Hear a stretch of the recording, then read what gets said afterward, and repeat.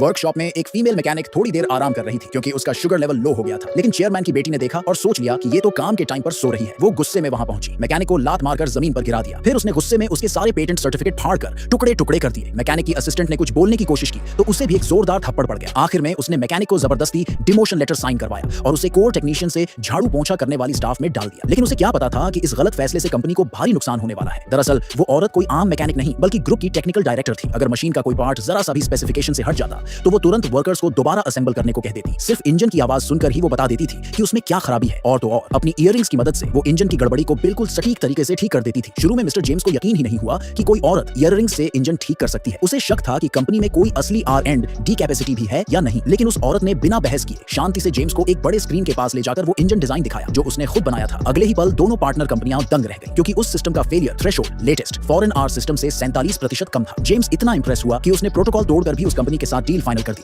और कहा कि वो 3 दिन में खुद आकर उस औरत की कार का टेस्ट ड्राइव करेगा। चेयरमैन ये सुनकर बहुत खुश हुआ। उसने तुरंत सुझाव दिया कि उसकी बेटी उस औरत की डेवलपमेंट में मदद करे। लेकिन जैसे ही वो गया, मैकेनिक को फिर से लो ब्लड शुगर की प्रॉब्लम हो गई। असिस्टेंट ने उसे वर्कशॉप में थोड़ा रेस्ट करने को कहा। तभी चेयरमैन की बेटी इंस्पेक्शन के लिए आ धमकी। उसने औरत को आराम करते देखा और सोच लिया कि ये काम के वक्त सो रही है। बिना कुछ पूछे उसने चेयर को लात मार दी। औरत का सिर सीधे मेटल पार्ट से टकरा गया। फिर भी उसने कोई शिकायत नहीं की, उल्टा बेटी को अच्छे से ग्रीट किया। लेकिन बेटी ने उसे पूरी तरह इग्नोर किया और ऐलान कर दिया कि अब इसे डिमोट करके सबसे निचले लेवल पर डाल दिया जाएगा। असिस्टेंट ने समझाने की कोशिश की कि शायद कोई गलतफहमी हो गई है, लेकिन उसे धक्का मारकर चुप करा दिया गया। बेटी ने खुद को एक्टिंग चेयरमैन डिक्लेयर कर दिया। मैकेनिक ने बस इतना कहा, चेयरमैन की बेटी तुम जैसी कैसे हो सकती है। बस ये सुनते ही बेटी ने गुस्से में पूरे वर्कशॉप की पावर कट कर दी। सब शॉक्ड रह गए क्योंकि पावर कट का मतलब था लाखों का नुकसान। लेकिन बेटी को कोई फर्क नहीं पड़ा, वो तो बस अपने मैनिक्योर खराब होने की टेंशन में थी। फिर उसने मैकेनिक का सामान मंगवाया और कहा कि अब इसे वर्कशॉप से बाहर निकाल दो। उसने मैकेनिक के पेटेंट्स उठाए, उनका मजाक उड़ाया कि ये सब पुराने हो चुके हैं और फिर उन्हें फाड़ डाला। असिस्टेंट ने तुरंत याद दिलाया कि यही औरत थी जिसने जेम्स की डील फाइनल कराई थी। लेकिन उसे फिर से एक जोरदार थप्पड़ पड़ गया। बेटी ने एक रीअसाइनमेंट नोटिस निकाला और कहा कि अगर मैकेनिक ने इसे साइन नहीं किया तो वो कंपनी छोड़ दे ताकि पार्टनरशिप में कोई देरी न हो। मैकेनिक ने दांत पीसकर वो अपमानजनक कागज साइन कर दिया। लेकिन किसी को नहीं पता था कि मेल असिस्टेंट ने पहले ही चेयरमैन को सारी बात बता दी थी। जैसे ही चेयरमैन को पता चला कि उनकी टेक्निकल डायरेक्टर को डिमोट किया गया है, उसका चेहरा सफेद पड़ गया और वो भागता हुआ कंपनी पहुंचा। उधर बेटी को कुछ पता ही नहीं था। जब उसे बताया गया कि एक पार्ट में 2 मिलीमीटर की गलती है, उसने कहा कोई बात नहीं और बस टाइम बचाने के लिए काम आगे बढ़ाने को कहा। मैकेनिक ने रोकने की कोशिश की और समझाया कि टेस्ट व्हीकल कंपनी के इंजीनियरिंग स्टैंडर्ड्स को दिखाता है। लेकिन बेटी ने उसकी एक न सुनी। उसने कहा कि इसे ठीक करने में $5000 लगेंगे। मैकेनिक ने समझाया कि 2 मिलीमीटर की गलती भी इलेक्ट्रिक कार में आग का खतरा बढ़ा सकती है। तभी एक कर्मचारी बोला कि रिस्क तो सिर्फ 0.0003% है। ये सुनकर बेटी और कॉन्फिडेंट हो गई। उसने मैकेनिक का मजाक उड़ाया कि वो बहुत डरपोक है और सबको असेंबली जारी रखने को कहा। जब मैकेनिक ने फिर से रोकने की कोशिश की तो बेटी ने उसे एक जोरदार थप्पड़ मारा और वहीं पर फायर कर दिया। कुछ कर्मचारियों ने बेटी का साथ दिया और कहा कि ये औरत हमेशा छोटी-छोटी बातों पर पार्ट्स दोबारा बनवाती थी। कई लोग पहले से ही उससे चिढ़े हुए थे। बेटी और जोश में आ गई। उसने ऑर्डर दिया कि मैकेनिक की यूनिफॉर्म उतारो और उसका सारा सामान बाहर फेंक दो। असिस्टेंट उसे बचाने दौड़ा, लेकिन कुछ वर्कर्स ने उसे धक्का देकर हटा दिया। तभी जैसे ही कोई मैकेनिक पर रिंच से हमला करने वाला था, बाहर से चेयरमैन की गुस्से भरी आवाज गूंज उठी। वो आ चुका था।